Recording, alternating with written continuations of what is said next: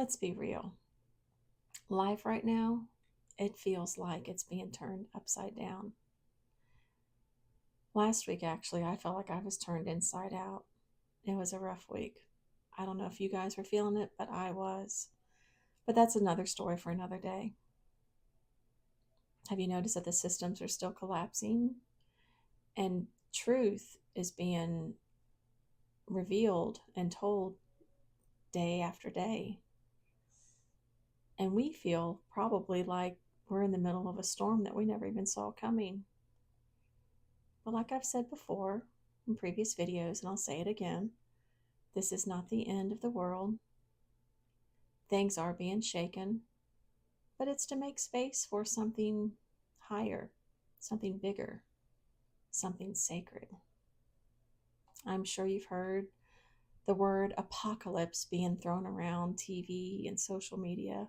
You definitely heard about it if you've been in the church. But the word apocalypse does not mean destruction. It means an unveiling, to reveal what is real. We're not living in the end of the world. We are living through an end of an age. And right now, Christ consciousness, it's flooding the planet like never before. And we're all being invited to rise. Today, I want to talk to you about the story of Job. Not as a lesson in suffering that we've been taught in church, but as a divine blueprint for ascension. Because Job's story isn't just something that happened thousands of years ago. It's happening right now. Job starts out blessed. He has everything. He's got wealth, health, family, success. I don't know if you remember in the very beginning of Job where God is just bragging about Job. He was, just the best man in the world. And, the devil's like, yeah, but he's protected. You've got him so protected. Well, Job gets everything stripped away. Sound familiar? I've gone through the stripping more than once or twice in my day.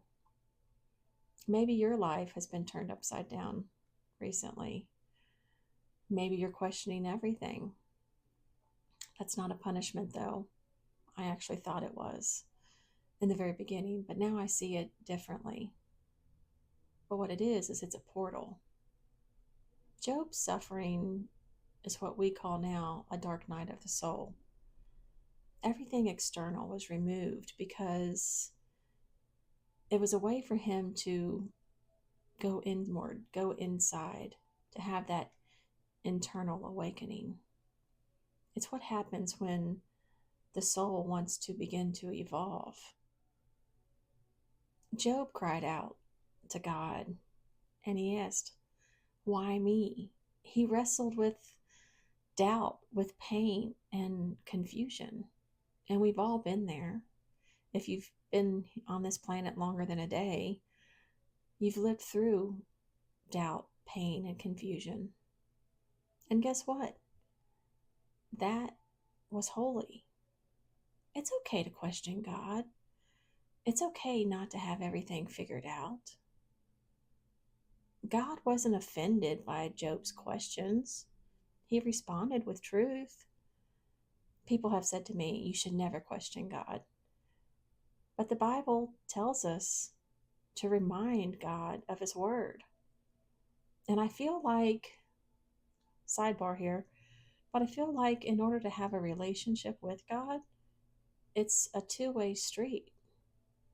Ask questions. How else are you going to get to know someone? So, yeah, I don't agree with that, but it's your own belief system and what you believe.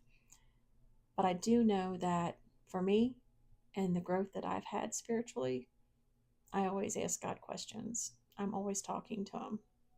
It's not a one-sided relationship. But like I said, God wasn't offended by Job's questions and He answered them. Sometimes we need to unlearn the lies that we've been told so we can hear the truth. And that truth is inside of us. Well, now let's insert some extra people into the storyline. Job's friends, they tried to explain his suffering. They threw around ideas and opinions and tried to make sense of his pain. You've been around your friends like that when you're going through something and they're just trying to, they mean well, but they missed the deeper truth here. This is the part of the story that reminds us to be careful who we listen to. Not everyone understands your journey. And at the time, as you're walking it out, you don't even understand it. And not every voice in your life is meant to guide you either. This is where you have to really, really be um, a master in discerning, because that is the key to walking out your path, your journey. And I have missed it. I've missed it many times, letting other people influence me when I should have listened inside me. My gut told me. So, discernment, it is something that will be your best friend. When God finally speaks to Job, it's not a lecture. He didn't beat him over the head. It's a cosmic reminder of how vast God is. In that moment, Job shifts from trying to understand to simply surrendering. He realizes that faith isn't about having all the answers, it's about trust. That moment marks his ascension. He moves into alignment with God's divine wisdom. And that's something that is very important in this journey. When we begin to stop trying to get all the answers or find all the answers, and we simply just surrender. And that's when we learn to go with the flow. Yes, Job's fortunes were restored, but more importantly, his spirit was reborn. He integrates everything that he learned throughout his season: loss, humility, surrender. But what's more important is the unshakable faith that grew from all of this.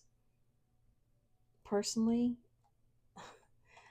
that's where I am. I have unshakable faith now. And that's because of everything that I've walked out. And I've got a lot I've walked out. But that's what ascension looks like. You're walking through the valley of the shadow of death. And you know when you're walking through that valley that you're not alone. And Job realized that too. He surrendered, he let go, and he let God. It's not escaping the pain, it's transcending it. It's coming out the other side, reborn and realigned. And that's what we're all doing right now. We're rebirthing our soul. We're realigning to God's original divine blueprint. You may feel like you're being tested. You may be letting go of what once you held dear, to relationships, to jobs, to belief systems, to identities. That's not the end, it's the invitation to trust, to surrender, to rise. Like Job, you're not being punished, you're being purified.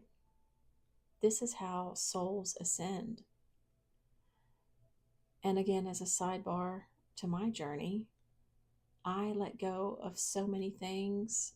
I was this and I was that how I identified myself. And I'm glad I let go of all of that. It's made me feel a lot lighter. So just remember, this process, the stripping process, it's not a punishment, it's a purification. So how do we walk this out in real life?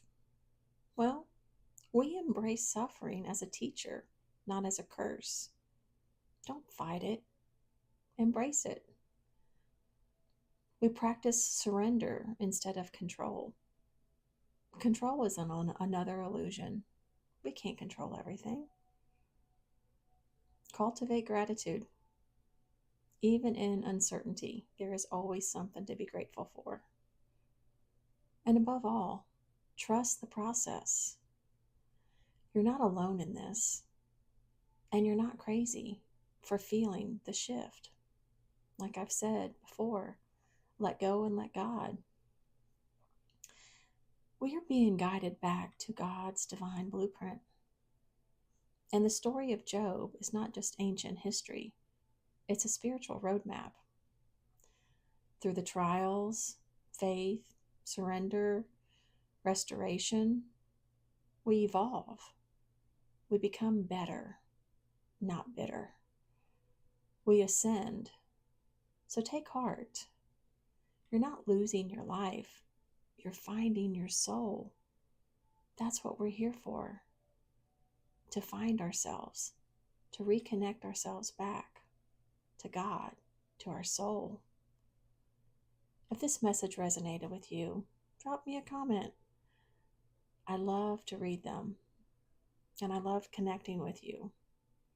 And if you want to go deeper, I have the one-on-one soul guidance sessions that you can book. The link is in the description.